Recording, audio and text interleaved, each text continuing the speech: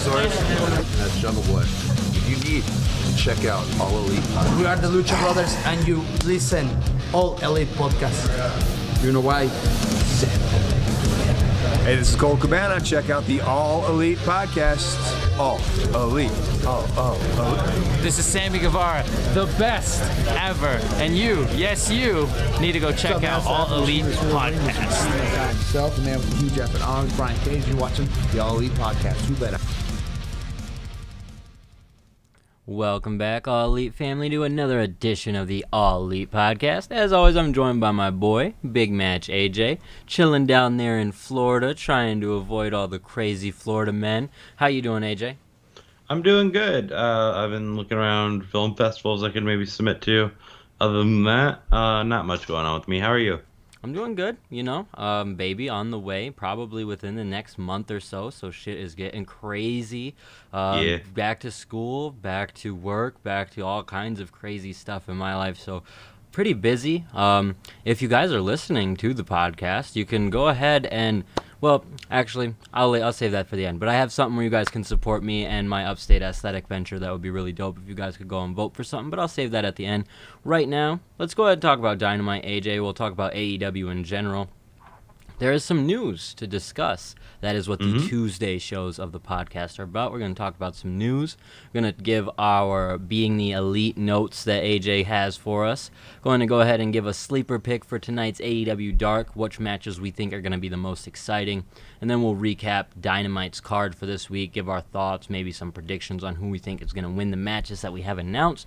So, lots of interesting stuff on the board for today. The first thing we got to talk about, AJ, there's a Bullet Club t-shirt that is making the rounds in the news cycle because our boy Kenny Omega was rocking it on Hard to Kill. No less. Yeah, very interesting. What did you think of anything when you saw the t-shirt during Hard to Kill? Was there any thoughts in your head that there might be a AEW New Japan relationship? No, I thought it was just, saying it without saying it. Me too. It felt like a tongue-in-cheek situation. But apparently, wrestling fans did start speculating that there was a relationship brewing, and it's worth speculation.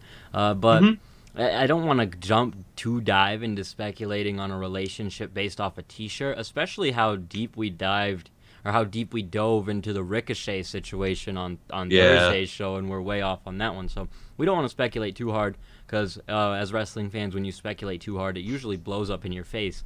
Definitely. Almost always. Yes, exactly. Especially with a New Japan relationship. Like, we've wanted this. It's an exciting thing. Hopefully, with the Impact relationship, it can start brewing into something more than that. But if you have your hopes too high, you're setting yourself up for some serious disappointment. If you have them low, or even just average expectations on that possibility ever happening, when it does occur, because it probably will, when it does occur, it'll be that much better. Because if you have that hesitant speculation of maybe, so I think that it's worth the speculation. It's worth getting a little excited for, I guess. But because when I think New Japan relationship, I think like down the line, as in like maybe 5 years down the line, somewhere in that area. Like, I don't expect it to happen in a year or 2 years, but once AEW has proven to be a company that's going to be around, because they didn't partner with Impact right away, TNA right away. That took some time to prove, hey, we're on TV, we're doing this every week, been doing this a few years.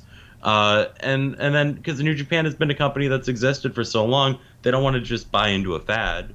Yeah, absolutely. And well, there's probably, at least in some cases, a little bit of bad blood there too. Some of the top talented performers kind of left that company, went to create their own company. Obviously not as bad as joining the WWE, but still something that probably not as bad as ROH either. Probably rubbed the New Japan management the wrong way a little bit. But I think that stuff is probably come and gone. They're probably just looking at the business aspects of it. With the COVID, obviously, and it's going to be difficult to get done. Changes. So I honestly, I don't know if I'm even as far off as you in saying like 5 years, but not now. I know it's not now. I know that maybe if the pandemic can clean up, maybe there's been enough of a positive relationship between the two companies now that by year's end, something could happen. Let me clarify, like 2.5 to 5 years is what I should say. That's fair, dude. And it's fair to speculate in length, but who knows? It's because it's been teased enough that I think there could be something brewing, but it's definitely not enough. Or maybe I've just been bitten enough times as a fan that I will not buy all in on that. Like That's totally. I am definitely pessimistic. So.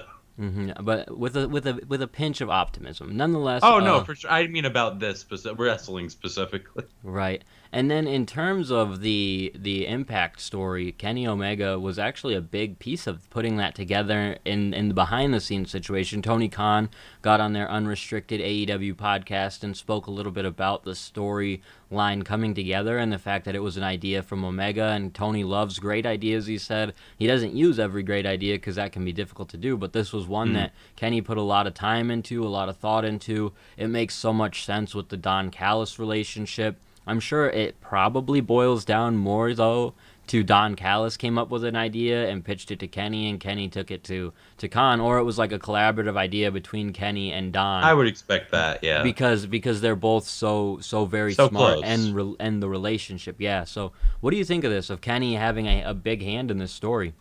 It makes perfect sense to me. I mean, from what I hear, like, off podcasts and stuff of the wrestlers, is Kenny is a very, like, outside of the box thinker already, and like he'll do crazy shit like, hey, I need a glass coffee table like on the day of the show, and that's how that came to fruition. Right. Like, he's like, I don't want to say eccentric because I don't think he's like crazy in any way. I mean the good kind of eccentric. Like, I think he thinks outside of the box and thinks about bigger picture stuff, and I like that. I like that you have that voice in the company. It's so amazing to me, too, because prior to AEW, I did kind of just have this idea of him being just, like, eccentric, wild, outside-of-the-box thinker, but not so calculated, not so smart. And in seeing his work within AEW and his work in the women's division early on, and helping even in the tag team division when him and Hangman came together, and now this storyline that he's put together with Impact, it's so crazy to see that his mind, and it makes sense, but for some reason I didn't view him as that. I just viewed him as the best wrestler in wrestling. No, I didn't either. And now all of a sudden I look at him like I don't even know who to compare him to in terms of wrestling, because he's not only the best in the business right now in wrestling, but story too. And I thought, like, from a psychological standpoint, I kept drawing, because I was going through in my head, like, who is, like, Kenny Omega? Who's ever been? And the closest I got is Brian Pillman, but Brian Pillman was never in a management position. Right, and almost never at that top level either. So it's crazy to see. Like, he was getting Kenny there until the end, but yeah. Absolutely. But definitely not established for the length of period that Kenny has been. So, to me, it feels weird to do it, but I always compare him to Jericho in a sense, just in terms of quality of matches. That's the other name I came up with, and how smart he is, and then obviously the Canadian relationship. Like but that's why I feel like it's a weird one. But I don't even know who else to think of in this. I don't either. In recent generations, who's just that good in the ring and then that smart outside of it. And there are definitely guys like that I'm probably overlooking a little bit. Like Bill Watts, if you want to go back and stuff like that. But it is incredible, and to get this other side of the story from Tony Khan is really nice to hear. That, like, Kenny did have a good hand in this. He thought about a lot of it and put a lot of it together, and that's why it works so well. You know, Kenny's the perfect piece for it because he helped come up with it.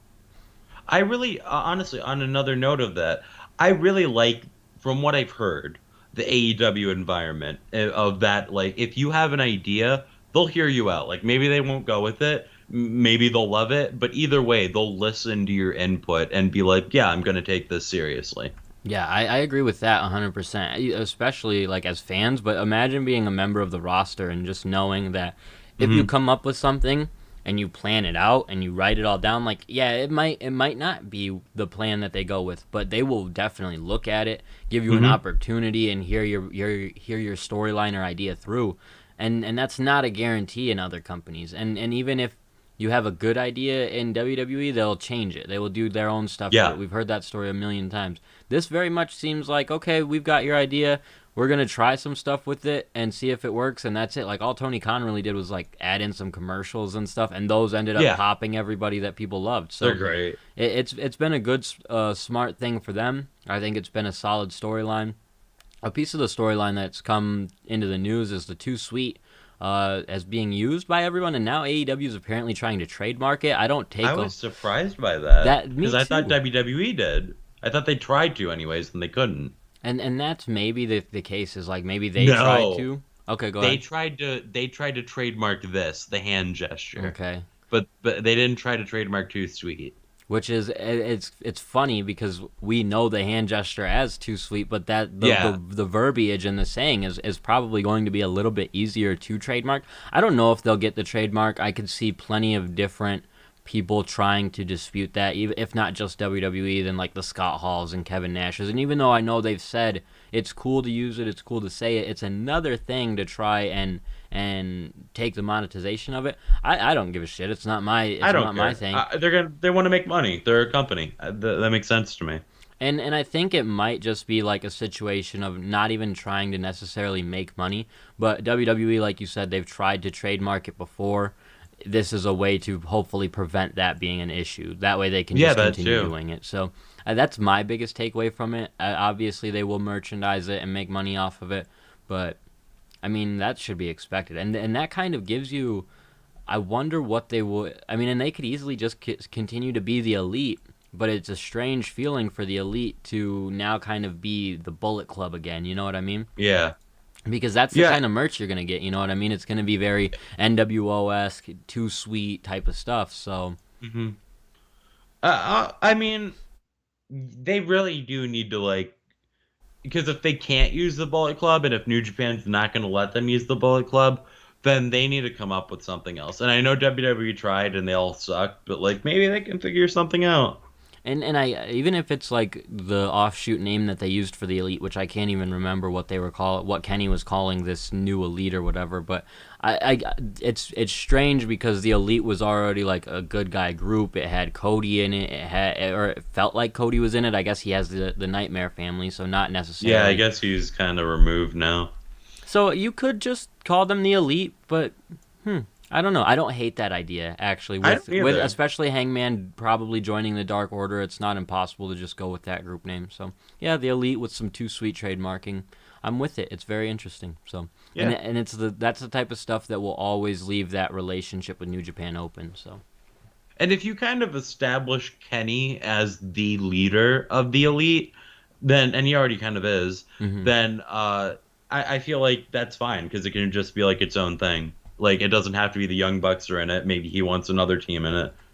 Yeah, well, and yeah, that's how it looks so far with the club joining him. So, yeah, very, very good stuff there. Another thing I got from Tony Khan's interview on Unrestricted Podcast was he spoke on the fact that Jon Moxley's writing a book. This, I assume, is going to be some type of biography or autobiography, I guess, because he mentioned that reading it sounds a lot like Mox just cutting a promo, and that sounds great to me. At first hearing it, I'm like, I don't really care about Moxley writing a book. I want the audiobook version though. Well, either read by one. Jon Moxley. Yeah, that I agree with you there 100%, and. It immediately again makes me think of someone like Jericho, whose books were really great. Even Jim Ross, his books were really great. I think a Moxley book is going to be the same level of really great, like a New York Times best-selling type of book. One that I would probably rush to read, you know. And it's no offense to the Young Bucks. I've been a fan of theirs for a long time, but I didn't rush to read their book. I read a little bit of it. I'm gonna keep reading it. Is what I mean to say. I mean I dropped it, but like it's all right. Yeah, and but like you're saying, Moxley would be like, I really want to know his story. Literally would rush to read it because of just some of the stuff that Mox has been through, and like his life hasn't always been easy prior to wrestling and stuff. He's someone who I hope would take the time like Jericho did to cut it into a couple books because he's got probably a lot to speak on even before joining WWE, let alone beyond that. So. Yeah, I'm honestly very excited for that book. I don't know how far along he is, but when it does release, I will be rushing to buy it and I hope there's an audiobook version, like you said, with Mox reading it. Maybe his wife. I wouldn't mind Renee reading his book. That'd be pretty neat. So, yeah, that's all we got for news. Not a huge news week, but a news week nonetheless. Stuff to keep our eye on in terms of speculation and stuff like that, but it's good. It's better that way. When there's too much news, it usually means something bad went down, and that's no fun. So, We did have Being the Elite this week. AJ, you checked it out. What are some of the prime moments from Being the Elite that you Yeah, caught? the highlights. That's what I'll give you. I'm gonna read it off my phone because I wrote it down, and I'm not gonna remember off the top of my head. But anyways, so it started Being the Elite. It's post match when the trios match with the Elite versus Griff Garrison. Anyways, they're talking. They're like, "What the fuck was that?" And they're like saying, "Oh, I didn't know what was happening, and that wasn't planned." And they're like, "Was that planned?" And they're like, "No, that wasn't planned. It just happened." And then they walk off, and the Young Bucks are together, and they're like, "Do you think it was planned?" And it's like, "Of fucking course it was planned." And That's so the Young interesting. Bucks, Stuff like that. I like that it's on Dark, and I like that you get that as a fan who's like willing to go the extra mile and see it. But I wish they would do something to recap it on Dynamite, even in the slightest. what I think they'll do is I don't think they'll recap it. I think they'll kind of retell it in a different way so that you get the same impression. Right. That makes sense. But then after that, we got this was fucking fun. The Dark Order segments are always fun, but the Dark Order is like planning a chocolate horse and like all the cowboy shit in case Hangman joins the Dark Order. And then Hangman walks in and like, "Get the fuck out! Get the fuck out!" And then they're like, "He's gonna be so surprised." And that was great. Matt Hardy, I feel like, from this Being the Elite, I really feel like he's coming into the role. Like we were talking about how it's kind of McMahon-y. Like I feel very diverted away from that to where he's just a rich asshole. And like you don't have to be McMahon to be a rich asshole. There's plenty of different kinds of rich assholes. And what did he do again? Yeah, he's just like repeatedly telling them like after he's like being a shithead to them, the status quo Matt Hardy stuff. But after that, he says like, "You have a big match on Dark, and you need to win by any means necessary." And he like says that over and over into their ears. That's any cool means because necessary. it pushes the people who are watching Being the Elite, and they generally probably would be the audience that would tune into Dark, but that it does push them to want to watch that match. You know what I mean? There's a little bit to it. So They did a. I was going to get to that next.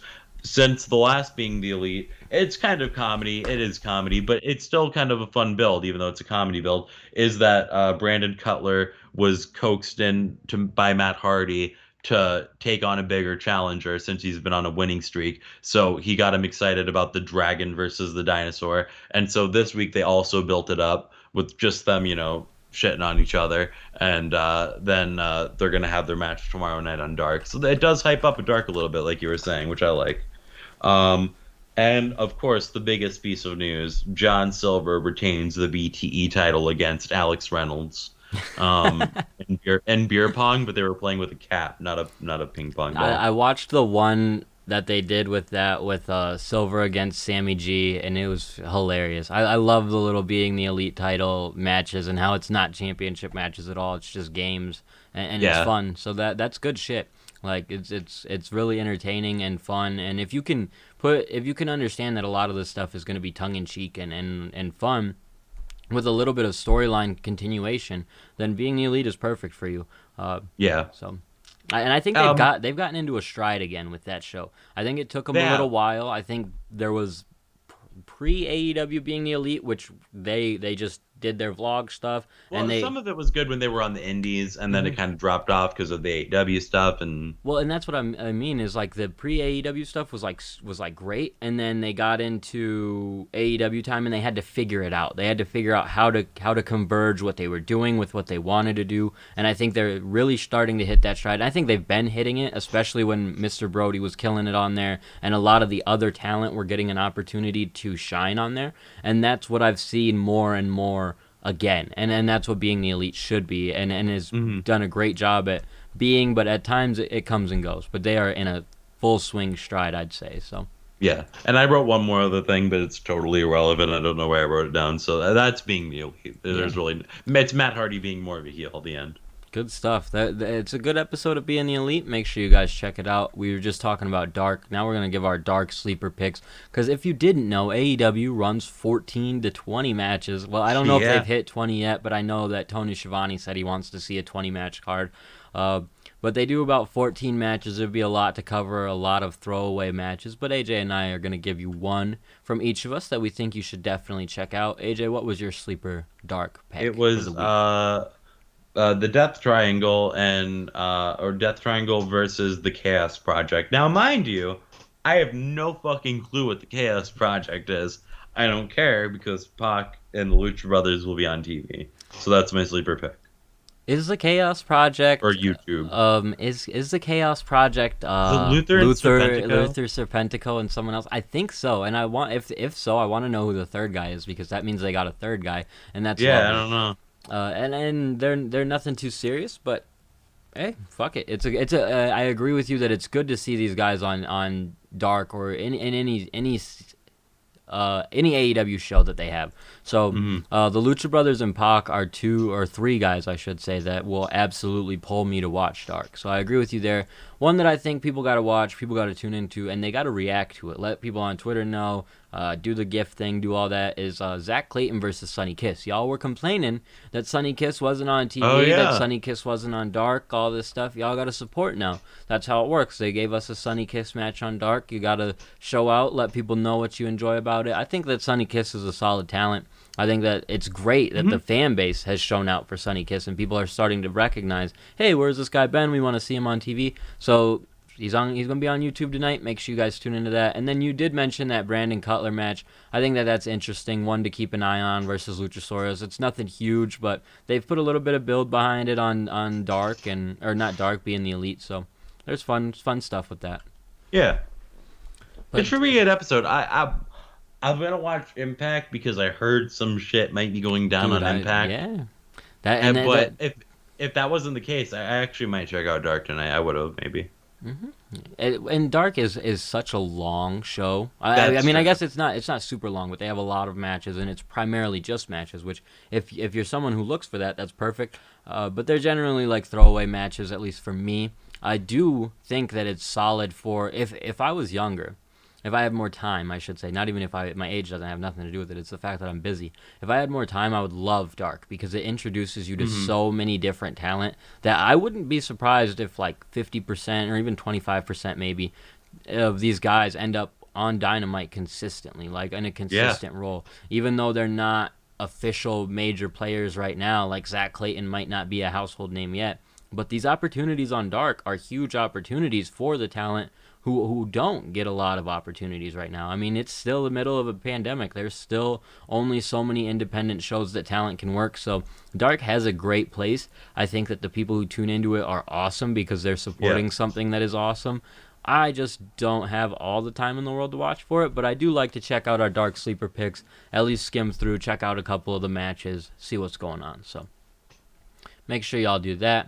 Let's go ahead and talk about Dynamite. They've got a hell of a show lined up for us, which, I mean, coming off the last 2 shows, it's hard to keep rolling off of 2 special New Year's specials and stuff like that, but they've got a show lined up for us. First match I want to talk about on the card is Cody Rhodes versus Peter Avalon. This one's gotten a little bit of social media attention to it because Cody Rhodes is saying that he's going to stomp Avalon's yard. He's going to beat him in minutes. What do you think, AJ? You think they're calling the shot there? You think Avalon's going to steal one? Can I be honest? Yeah, that's what you're supposed to do. I don't care about Peter Avalon. So if he does last a while, maybe I'll like Peter Avalon more. And if he gets squashed, status quo, nothing changes. That's the thing. That's where I think he's either going to have an opportunity to actually shine here, and maybe even steal a roll-up victory or something stupid like that. And I'm not saying I want it, but in order for me to care about whatever's going on here, they need to do something. He can't just if he just loses, then they have officially established this guy as just peak tier jobber in AEW, which is fine. I kind of feel like that's his role. He's a fun character. I feel like that personally should be his role. He shouldn't have too much of a place just yet, but maybe now is the time. I mean, he had a long run last year with Cutler in terms of both being guys who were just jobbers essentially. And because I want to say something.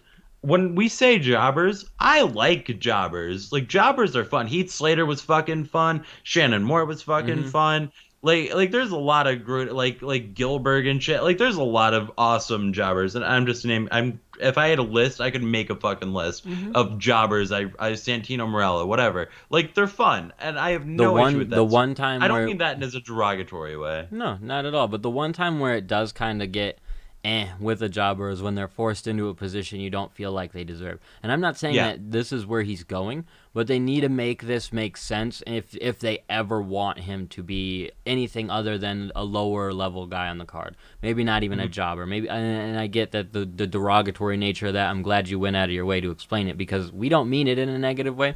You would just view him as a lower guy on the card. This could be his opportunity to move up. I'm not sold on the guy. I think he has talent. I mean, you don't have this long of a run. You're not brought in as early as he was to AEW. And he was a PWG guy, right? Mm-hmm.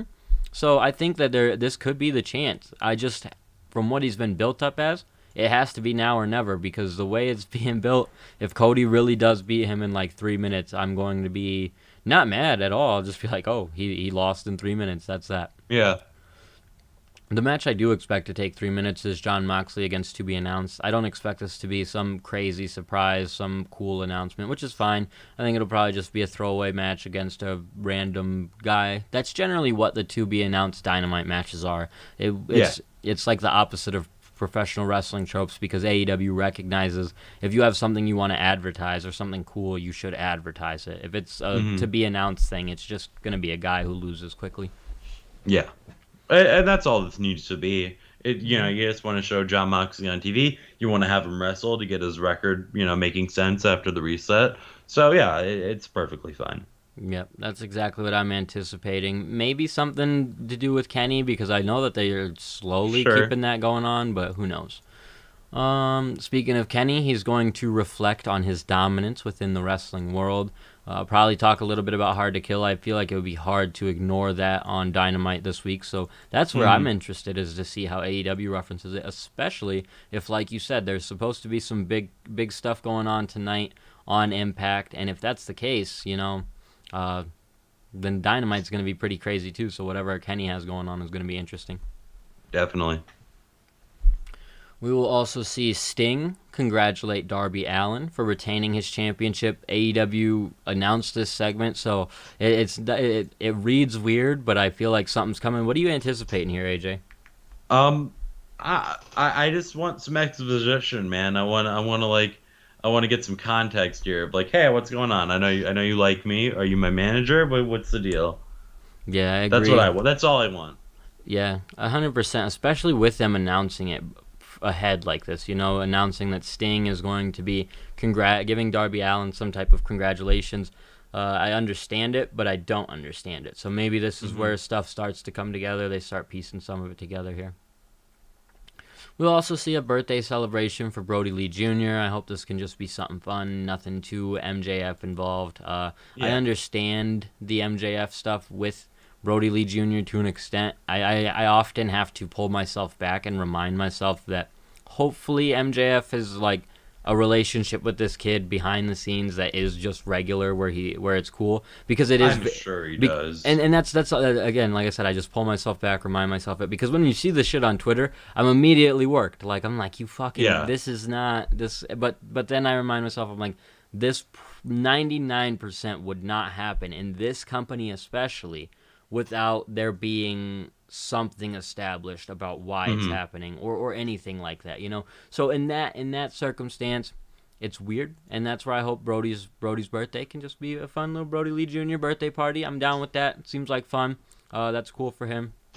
So, and if his birthday is really tomorrow, then he shares the same birthday as tomorrow. So that's cool. Shout out to my kid. Shout out to Brody Lee Jr. Big birthdays going on tomorrow. Lots of birthday celebrations. But yeah, I totally agree. I just hope it's something simple, fun, wholesome TV. That's all I want. And I 100% get if you're listening and you're like, this guy's a mark. Like, I get it. I'm being worked 100%.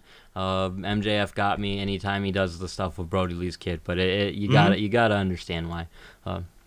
Otherwise, on the card, speaking of MJF, he's going to be teaming with Chris Jericho to take on Santana and Ortiz, and Sammy Guevara and Jake Hager. I kind of anticipate this being the main event because there might be some shenanigans. I don't know. This is a confusing match because we did see Hager go against Wardlow, and everything was relatively all right. There wasn't a whole lot of issue there, but I don't know. It feels like it should lead to something, but it might just be fun. If it's just to decide who the official tag team is, Santana and Ortiz better fucking win. I agree with you there 100%. They make the most sense. I could see that being the next type of dissension within the group, is that Chris That's and true. MJF win and this pisses off Santana and Ortiz, and that would make sense. But yeah, it's a weird match. This is one where I literally have to wait and see, because if I speculate, I'm going to sound like an idiot, because there's so many different ways they could go about it. It could literally just be they crown a tag team of the Inner Circle and go home. It also could be where something implodes. I'm not totally sure. Especially It's going to be interesting, though. because we're only about a month off of the pay-per-view now, so a lot of that stuff is going to start coming together probably on the next couple shows. So I would assume so. I'd hope so. we will also have some women's action with Penelope Ford taking on Layla Hirsch. I believe this match was changed sometime during this week, correct, AJ? I think so, yeah. I don't remember what the original was, though. I don't either. I just know that Layla Hirsch was replaced in that matchup. So I did forget entirely who she was replaced with. But this is an interesting one because Layla's gotten quite a few opportunities on Dynamite. Never really won, but she's still shined, you know? She looked good. I saw one match where I was like, but her Dynamite match, I was like, yeah, she's doing pretty damn good here. Yeah, and it's a good opportunity. Like I said, it was Nyla Rose. She was supposed to be in this matchup. I think she was going to face Layla Hirsch. I think it was actually announced Layla versus Nyla, and then Nyla got pulled, and so Penelope took her place. So yeah, good thing I looked that up to correct it. But yeah, Nyla in a bit of a situation with just encountering someone due to COVID-19. Shitty situation, but good thing Nyla's taking the right precautions. Hopefully everything is well there. Hopefully everything is well with whomever she came encounter with that was dealing with that as well. In six-man tag action, we'll see Matt Hardy team with Private Party to take on Matt Sydal and Top Flight. I believe, correct? Yes. Which I really like the sound of Matt Sydal and Top Flight. That sounds like a dope trio. And I actually, if they do start doing more trio stuff, because it kind of looks like they're kind of feeling that out, you know what I mean? That would be a cool ass team, because then you have the older high flyer who can still do all the shit, but he's more long in the tooth, like he knows wrestling more. And then these two young guys to kind of be mentored by him.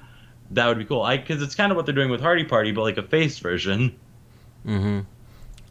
Yeah, I think that's right, and that's what makes this match interesting. And this match could be freaking bonkers if they really get an opportunity to all go crazy in this one. So that's the one thing I'm keeping my eye out on there. The last match we have to talk about for the card is Adam Page teaming with the Dark Order to take on the Hybrid 2 and Chaos they better Project. Fucking win, bro. I imagine, unless that would be, how crazy would it be if it's like a bait and switch and the Dark Order just turn on him and it's like only a momentary face turn where now they kill Hangman and go bad guy. I'm not anticipating it, but yeah. That would be heartbroken. It would be if you wanted them to stay bad guys. I think that's the only way they could do it, though. It's like Teaser said it was going to be a good run and then switch them. Again, I'm not anticipating it, but it's something that you never know. Against the Hybrid 2 and Chaos Project, though, I'm anticipating a relatively quick victory. Yeah.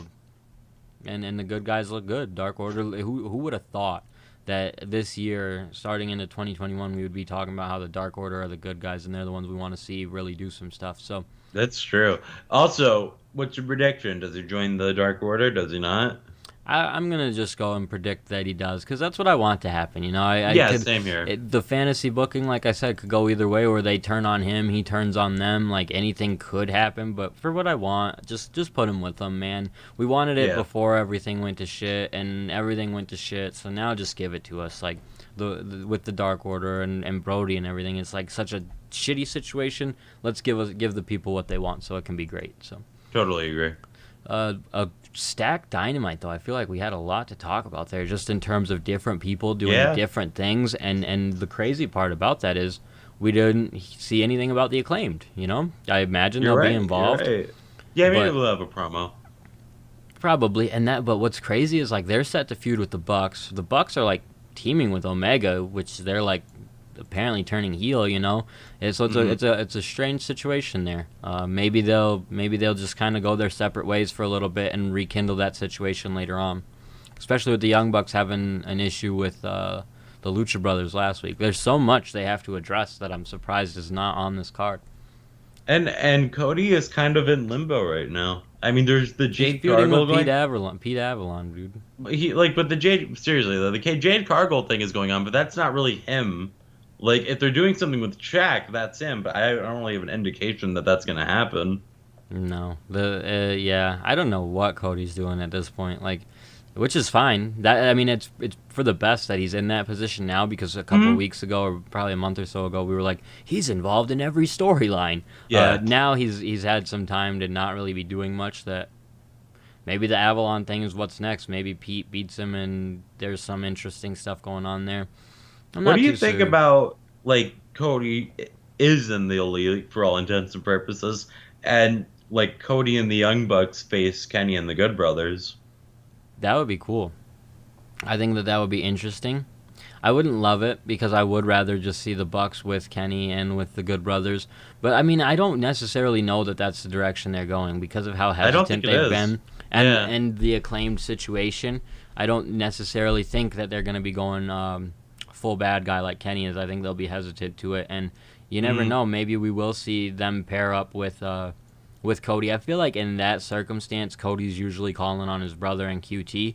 But we'll see. We will see. They've got some interesting stuff that could easily happen, so I'm not sure. Again, the Cody thing is so weird to me, especially him going on social media and hyping essentially a match with Peter Avalon, that I do think something has to be coming of it. I just couldn't really tell you what it is. Yeah, I don't know either. It'll be cool, though. Yeah, but there's a lot of interesting stuff going on for AEW this week. Make sure you guys check out Dynamite. Make sure you check out Dark tonight. And if you got the time, look up some recaps or the highlights to Impact tonight before Dynamite, because there could be some AEW-related news on there. I would be surprised if there's not, honestly, based upon the speculation from fans over the last couple days on social media. But yeah, AEW in a good spot, Dynamite in a good spot. We'll be back on Thursday to discuss everything we watch tomorrow night on Dynamite, give our feelings on the show, let you know the good, the bad, the ugly. Otherwise, AJ, we got anything we need to cover? No, I think we got it all. Alrighty. If you guys want to help me out with Upstate Aesthetic, we were nominated for an award, a Sammy Award. These are the Syracuse Area Music Awards from upstate New York. For a streaming event we did during the pandemic, a live streamed concert. If y'all want to help support, go ahead and head over to the NY Aesthetic on Twitter. I'll go ahead and put a link up where you guys can go vote. I would appreciate the support. Always appreciated everything y'all do to help support the podcast and what we have going on. But Upstate Aesthetic is a music venture I do, and if y'all could help us out, that'd be great. AJ, let them know where they can find you and we could get out of here, brother. You can follow me on Twitter at BigMatchAJ, and you can follow me on Instagram at AJTheFitzy. And as always, you can find the podcast on Facebook at facebook.com/AllElitePod. We're on YouTube at youtube.com/AllElitePodcast. Make sure you smash that subscribe button, brother. We are also on Twitter at All Elite Podcast. You can find me on Twitter at Upstate Andrew or on Instagram at Andrew Kasier. Like I said, thank you guys for continuing to support the podcast, sticking with us for, 134 episodes we've been doing this. Thank you, guys. If you've been rocking with us the whole time, holy shit. But we appreciate it, and we will be back on Thursday. Until next time, see ya. Bye.